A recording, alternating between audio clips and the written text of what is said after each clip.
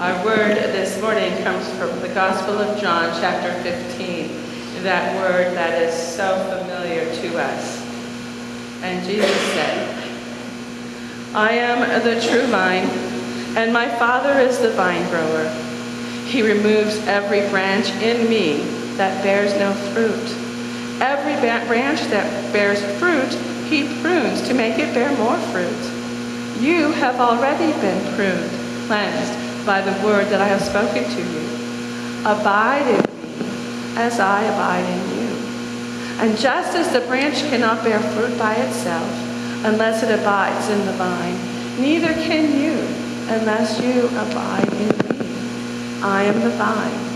You are the branches. Those who abide in me and I in them bear much fruit, because apart from me you can do nothing. Whoever does not abide in me is thrown away like a branch and withers. Such branches are gathered, thrown into the fire and burned. My Father is glorified by this, that you bear much fruit and become my disciples." This is the word of God for the people of God. Please be seated. I am the vine, and you are the branches. This is such a lovely, fruit-filled passage. But so often we focus on just a couple of the negative phrases in there. And by focusing on those, we get it a little bit off. We focus on, you're going to be pruned. And as I have pruned rose bushes, which are the only things I've ever been able to successfully grow, and that's because I did almost nothing to them except prune them occasionally, it looks like it must hurt because you cut them back. I can remember growing up that we had this shrub that encircled our front yard. It was just a green bush. I don't even know what kind it was.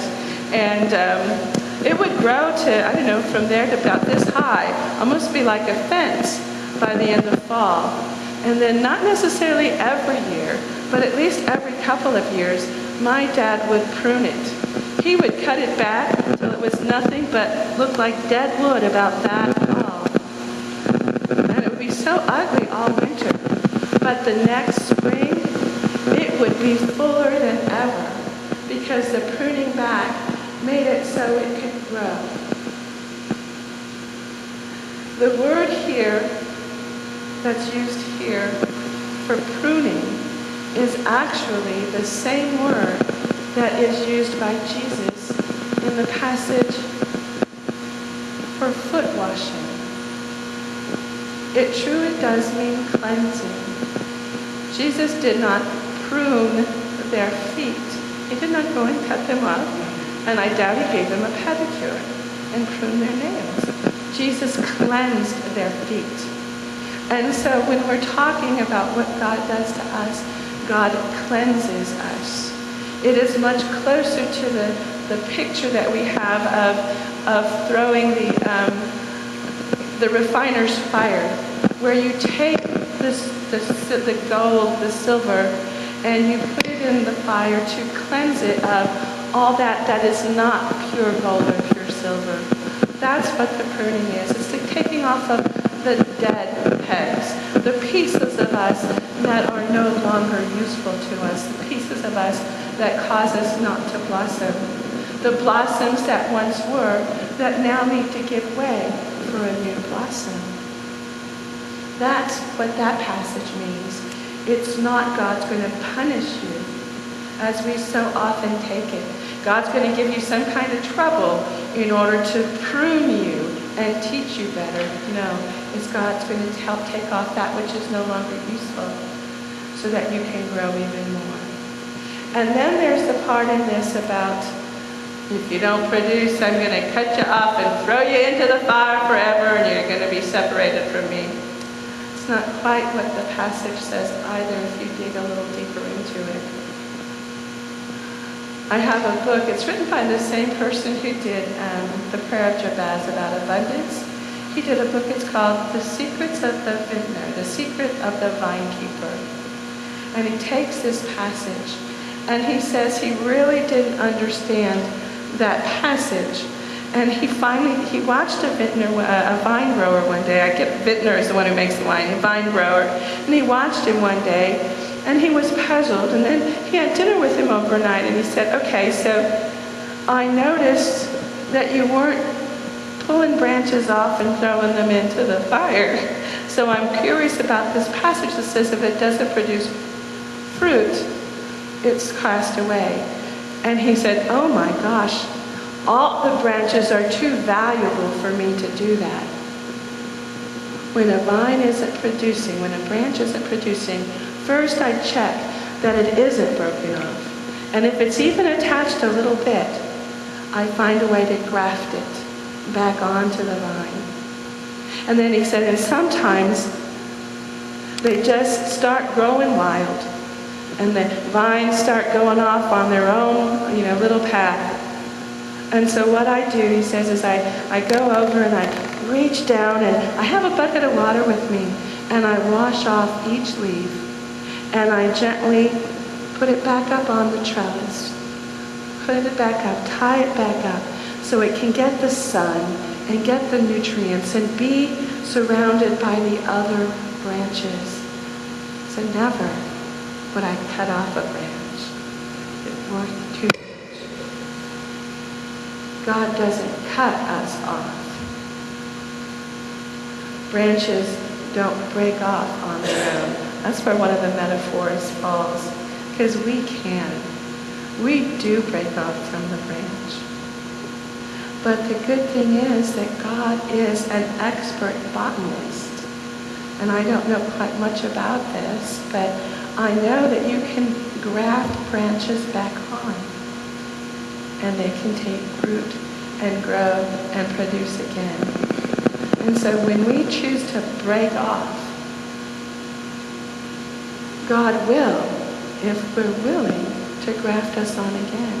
And we can break off and break off and break off, but God will graft us back.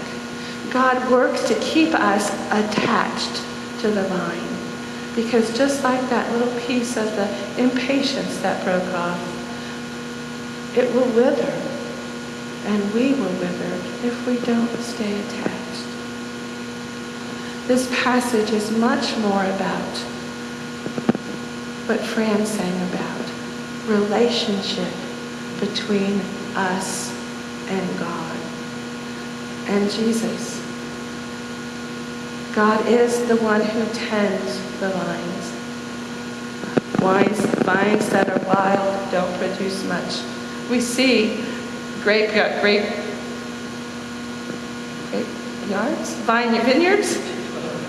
vineyards that have gone untended, and they don't have much fruit, and what fruit they have isn't very tasty. A vineyard needs a vine grower to take care of it. And then it needs a healthy vine that's rooted. And we have Christ as that root for us that we connect with and we stay connected to.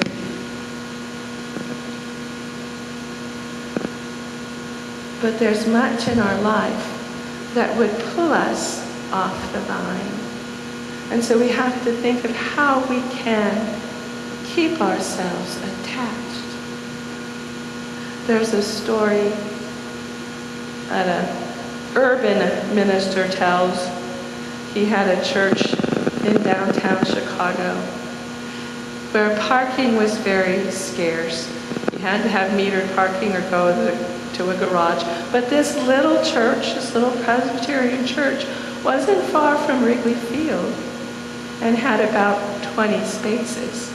And so on game day, it was a premium. And on one game day, the pastor was getting ready to go into the church office, and there was one space that was empty, said for the pastor. And just as he was about to turn in, this woman, all in her cubby regalia, cut him off and pulled into the space. And he got out of his car and he said, "Excuse me, I was wondering if you could move your car." And this woman looked at him and said, "Well, I don't know who you are, but I'm a member of this church. And the pastor said that we can use this spot whenever we want to if it's empty. She stormed away. And that caused the pastor to think, we have a lot of membership designations. You're a full member, you're a professing member, you're a baptized member, you're an associate member. He said, we probably need a new one. Call it a PPO, parking privileges only. Too often, we feel that we are attached to the vine when we really only exercise our parking privileges only. We come here and park ourselves on Sunday morning, and so we're now attached to the vine. Jesus says it takes more than that in order to produce fruit. In order for us to fully be connected to Christ, we need to be like Brother Lawrence, who prayed constantly, who was continually in communion with God, whether he was cleaning vegetables or doing dishes. In all things, God is always in a part of my mind that I am in communion with him. We need to, in all things, keep connected to that vine in order for us to truly produce fruit. And the good news again is that we don't have to do anything to produce fruit. I've never looked at a plant and seen it going, in order for the fruit to come out of its little seed pod. Okay? Plants just are. They just exist. And because their leaves are open to the sun and their stems are connected to the ground, the nutrients and moisture from the ground and the sun from the sky fill it to excess. And that excess that blooms out is the fruit. When we are sufficiently attached, we can't help but produce fruit. We can't help but be so filled by the love, grace, and mercy of God that it flows out, so that all those who come near us become the fruit because they see the difference that staying attached means to us. Wednesday night in chapel, Jenny, Reverend Martin McCool, was our speaker, and she used the Message version of this passage. And I wanted to read just part of that again for you from the Message. And it goes, I am the vine, you are the branches. When you are joined with me, and I with you, the relation intimate and organic, the harvest is sure to be abundant. Separate, you cannot produce a thing. Anyone who separates from me is dead wood, gathered up and thrown on the bonfire. But if you make yourselves at home with me, and my words are at home in you, you can be sure that what you ask will be listened to. This is how my Father shows who he is. When you produce grapes, and when you mature as my disciples. In the NRSV and the King James, it's, this is how my Father is glorified. But in this passage, I think it shows us more clearly what it means to glorify God. Glorifying God is not singing praise songs 7-Eleven. It's not prostrating ourselves in front of the altar. Glorifying God is doing that which shows who God is. My Father shows who he is when you mature as my disciples. We show who God is when we stay attached, and we stay so attached that we overflow. We are about to embark on a journey.